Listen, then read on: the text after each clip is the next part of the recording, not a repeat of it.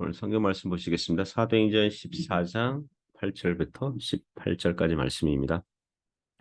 루스드라에 발을 쓰지 못하는 한 사람이 앉아 있는데 나면서 걷지 못하게 되어 걸어본 적이 없는 자라. 바울이 말하는 것을 듣거늘 바울이 주목하여 구원받을 만한 믿음이 그에게 있는 것을 보고 큰 소리로 이르되 네 발로 바로 일어서라 하니 그 사람이 일어나 걷는지라. 무리가 바울이 한 일을 보고 루가오니아 방언으로 소리질러 이르되 신들이 사람의 형상으로 우리 가운데 내려오셨다 하여 바나바는 제우스라 하고 바울은 그 중에 말하는 자이므로 헤르메스라 하더라.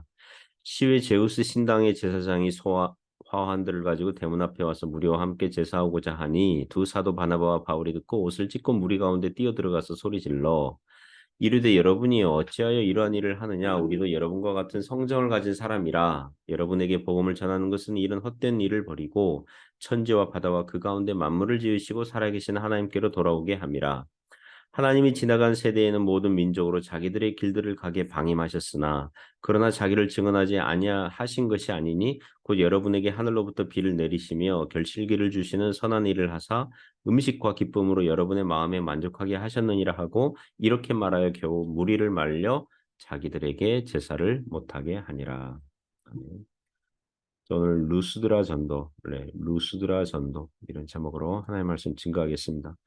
오늘 성경 말씀은 루스드라에서 전도하다가 만난 사건을 다루고 있습니다. 바울은 나면서 걷지 못한 사람을 고치자 그 마을 사람들이 바나바와 바울을 제우스와 헤르메스 신으로 오해해서 제사까지 지내려고 하자 그들을 만류하는 그런 사건이 나옵니다. 몇 가지 교훈으로 은혜를 나누려고 합니다.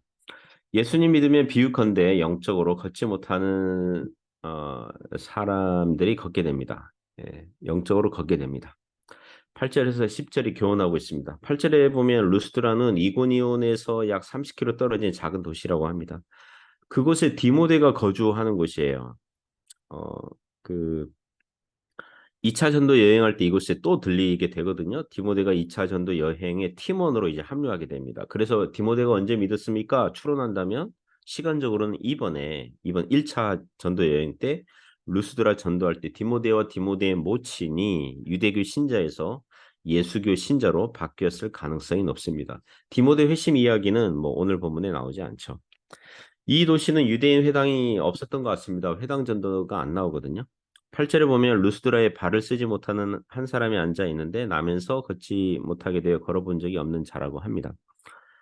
바울과 바나바가 말씀을 가르치는 장소에 마침 나면서 못 걷는 그 사람이 복음을 듣고 있었어요. 사람들 이렇게 같이 뭐 앉아서 이렇게 듣고 있었죠. 9절 보니까 바울이 말하는 것을 듣거늘 바울이 주목하여 구원받을 만한 믿음이 그에게 있는 것을 보고 10절에서 큰 소리로 이르되 네 발로 바로 일어서라 하니 그 사람이 일어나 걷는지라. 우리는 사도행전 3장에서 베드로와 요한이 성전 미문에 앉아 있는 남에서 못 걷는 사람을 고친 사건을 알고 있습니다. 비슷한 사건이 여기에서도 발생한 것입니다. 구절을 보니까 구원받을 만한 믿음이 그에게 있는 것을 보고 그랬어요. 여기서 구원받을 만한 믿음은 예수님 믿음에 구원받는다 할 때의 그 구원이 아니라 고침을 받는다, 치료될 만한 믿음, 고침받을 만한 믿음이란 거예요. 바울이 주목하면서 보니 병이 나을 만한 믿음이 그 사람에게 있는 걸 봤어요. 당연히 성령께서 바울에게 알려주셨겠죠. 이런 구절 보면서 우리는 이렇게 생각하죠. 아, 이제 병이 나으려면 불치병, 난치병이 치료가 되려면 먼저 믿음이 있어야 되는구나. 믿음으로 고칠 수 있구나. 병이 있는 사람에게 믿음이 먼저 생겨야 치료가 되는구나. 치료의 보탬이 되는구나. 이렇게 생각하기 쉽습니다. 하지만 사도행전 3장에 나오는 성전 미문에 앉아서 구걸하던 사람은 먼저 믿음이 그 사람에게 있었다고 하지 않아요. 베드로와 요한이 그 사람을 주목하여 말하기를 우리를 보라. 한번 우리 볼래? 예. Look at us. 우리를 좀 볼래? 하였을 때 그 사람은 베드로가 돈 주려나 보다 무엇을 얻을까 하여 바라봤다고 했거든요. 사도행전 3장에 나오는 사람은 결코 믿음이 그에게 있지 않았어요. 하지만 베드로가 고쳐주었을 때 뒤늦게 믿음이 그 사람에게 생겼겠죠. 예수님을 향한 믿음이 생겼겠죠. 구원 얻을 만한 믿음이 생겼겠죠. 복음서에 나오는 예수님의 치료 기적 사건들도 마찬가지입니다. 예수님께서 어떤 사람에게는 칭찬하시기를 너의 믿음이 너를 구원하였다는 식으로 말씀하시기도 하시지만 베데스다 그 목가에 있는 38년 된 중풍병자는 믿음과 상관없이 먼저 고쳐주셨거든요. 고쳐준 사람이 예수님이란 것도 몰랐어요, 그 사람은. 다만 병을 고치기 전에 그런 믿음이 있든 고치는 후에 믿음이 생기든 믿음이 발생하는 건 맞아요. 그리고 병을 고쳐주시는 결정적인 요소는 하나님의 은혜요, 주권이요, 자비인 줄 믿습니다. 그리고 오늘날 이런 사도적인 은사, 표적과 기사는 더 이상 없습니다. 물론 불치병, 난치병에 걸렸어도 하나님께서 은혜를 베푸셔서 드물게 고쳐주시는 경우는 있어요. 그러나 신약 성경이 기록되기 전에 사도들에게 있었던 표적과 기사의 은사는 더 이상 없어요. 그러니까 어느 특정한 사람에게 병 고치는 이 전문적인 은사가 집중되어 있고 몰려 있고 그런 것은 없다는 것입니다. 그리고 성경 보면 사도들이 바울이 많은 사람을 고쳤는데 아무나 닥치는 대로 누구든지 병을 고쳐준 건 아니에요. 하나님께서 고쳐주라고 하는 사람을 고쳐준 거예요. 하나님의 영광을 드러내고 복음에 유익이 있을 때 그렇게 하였던 것입니다. 그러면 오늘날 우리는 이 말씀을 어떻게 적용하고 받아들여야 됩니까? 비유컨대 영적으로 걷지 못하는 사람이 예수님 믿게 되면 비로소 걷게 된다는 교훈으로 받아들이면 되는 줄 믿습니다. 성경에 못 걷는 사람 나오지만 중풍병자도 나오고 귀신 들린 자, 눈이 멀고 말 못하는 사람들도 나와요. 그런 사람들은 오늘날 영적으로 주님을 몰라서 영적으로 장애가 있고 영적으로 건강하게 살지 못하는 사람들을 상징한다고 보면 돼요. 그런 사람들이 예수님 만나고 믿음으로 영적으로 고침을 받고 회복을 받는다고 여기면 됩니다. 믿으면 영적으로 걷게 되는 줄 믿습니다. 두 번째 교훈은요. 세상 사람들은 영적으로 어둠 가운데 있다는 것입니다. 11절에서 14절에서 교훈합니다. 못 걷는 사람이 고침을 받으니까 11절에 무리가 바울이 한 일을 보고 루가오니아 방언으로 소리질러 이르되 신들이 사람의 형상으로 우리 가운데 내려오셨다 하며 바나바는 제우스라 하고 바울은 그 중에 말하는 자이므로 헤르메스라 하더라. 사람은 자기 마음에 가득한 게 입 밖으로 나오게 마련이거든요. 자신의 종교관, 세계관이 밖으로 나오게 돼 있어요. 바울이 사람을 고치니까 사람들이 하나님께서 은혜를 베푸셔서 바울을 통해서 고쳐주셨구나 이렇게 받아들일 실력은 없고 단지 그 당시 자기들이 우상 숭배하던 종교와 문화에 따라서 제우스와 헤르메스가 이렇게 고쳐주셨구나 이렇게 생각이 연결되는 거예요. 한국에서 똑똑하고 배운 사람들이 사주팔자, 뭐 천기누설, 뭐 그런 거 믿고 있죠. 그 길흉 화보기에 효과가 좋다는 음식과 옷, 건물, 무덤, 위치와 장소를 믿고 있는 걸 보면 기가 차죠. 영화 제작을 하면서 고사를 지내고 프로야구 게임하면서 고사 지내고 대선거 총선을 앞두고 그 똑똑한 정치인들이 점집에 드나들고 낚시 예능 하면서 바다의 용왕에게 고시래하면서 먹을 것을 던져주거나 소원을 비는 행위를 하거든요. 자신들의 종교 세계관이 표출되는 거예요.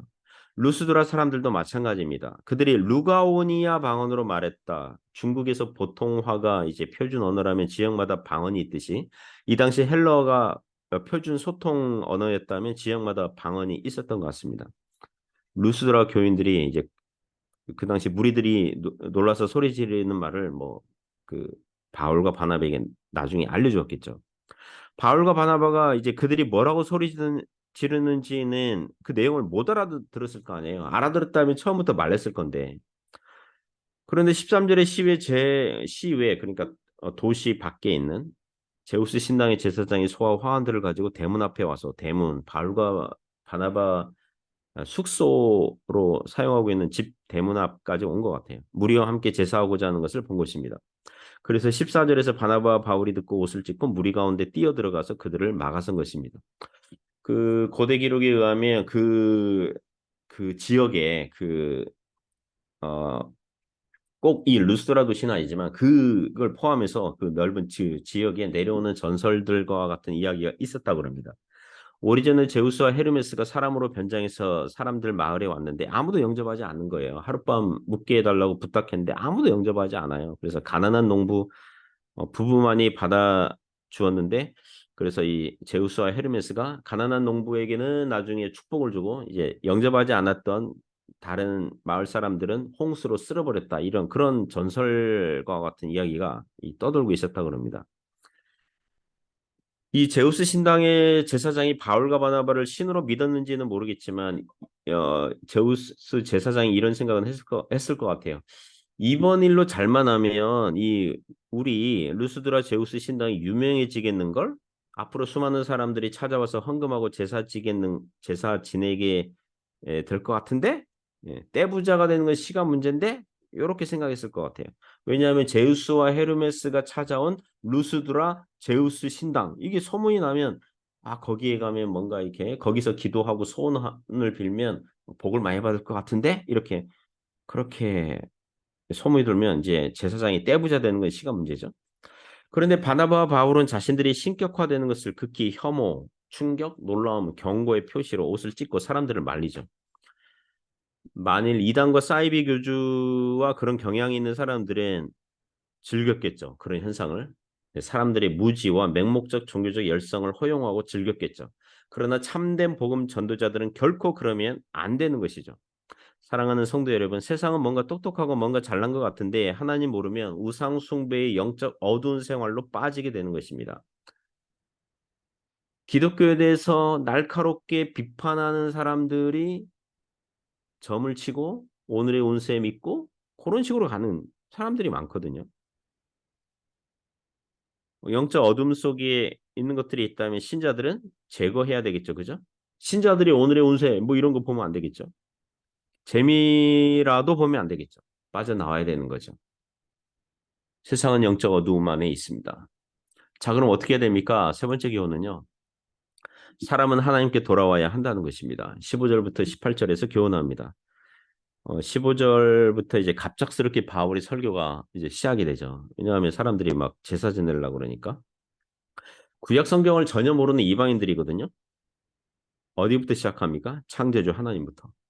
바울은 우리도 여러분과 같은 성정을 가진 사람입니다. 여러분에게 복음을 전하는 것은 이런 헛된 일을 버리고 우상 숭배는 헛된 일이라는 거예요. 하나님 외에 다른 신들을 섬기는 것은 헛된 일이라는 것입니다.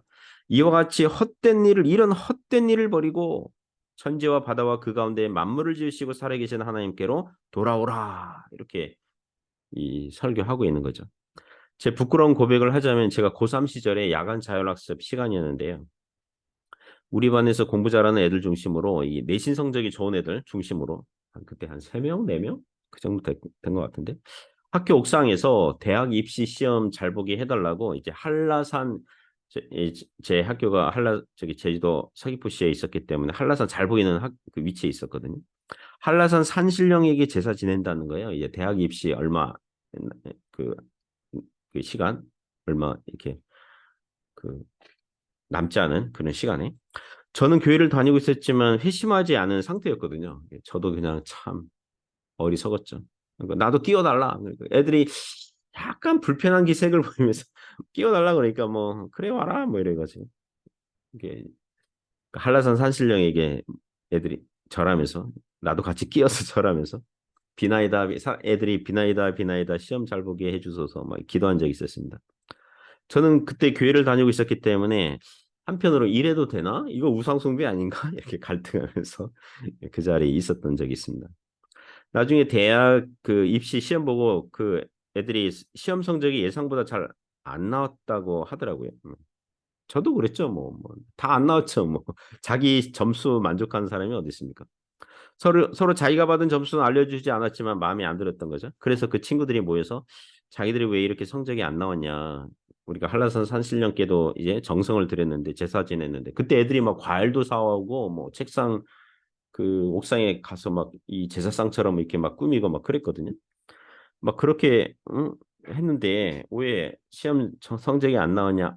이 교회를 다니는 이 상규가 끼어들어 가지고 이제 부정 탔다는 거죠. 그래서 한동안 그 애들이 나를 뭡니까 이렇게 나는 못 들었지만 나중에 얘기해 주더라고요. 이렇게 전문 용어로 나를 씹었죠. 막 말하면서 막 그랬던 적이 있었습니다. 지금 생각하면 유치하고 어리석었는데 그때 그 친구들 얼굴에는요 나름 비장함, 인간이 신에게 경외함, 정성스러움 그런 게 있는 거예요.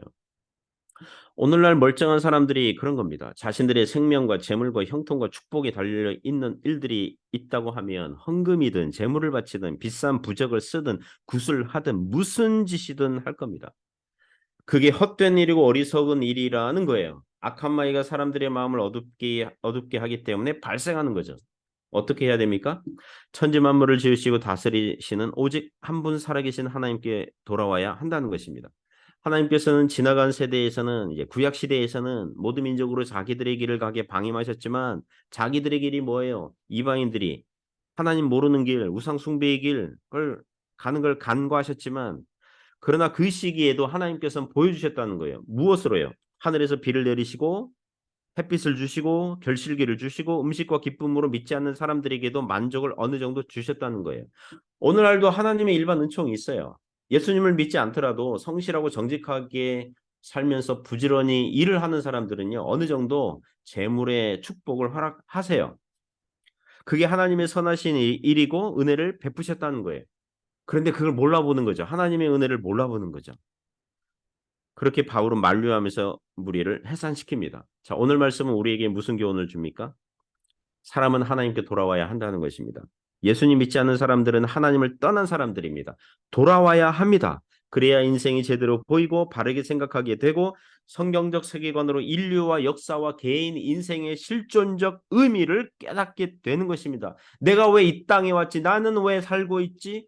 내가 앞으로 뭘 해야 되지? 인간으로서 나는 어떤 본문과 어떤 책임과 어떤 의미 있는 인생을 살아야 될까라고 깨닫게 되어 있는 거예요. 주님 모르면 몰라요. 주님 모르면 몰라요. 사람의 첫째 되는 목적이 무엇입니까? 하나님을 영광스럽게, 영화롭게 하고 그분을 영원히 즐거워하는 것입니다. 주님 모르면 이걸 모른다니까요. 우리는 우연에 맡겨진 존재들 아니에요? 존재한다고 알려진 수많은 잡신들은 단지 사람들의 부패한 마음과 생각에서 만들어낸 거예요. 살아계신 신은 오직 삼위 하나님 한 분밖에 안 계시다는 것을 알아야 됩니다. 창조주 살아계신 하나님께 돌아오는 인생들이 될 수 있기를 주님의 이름으로 부탁드립니다.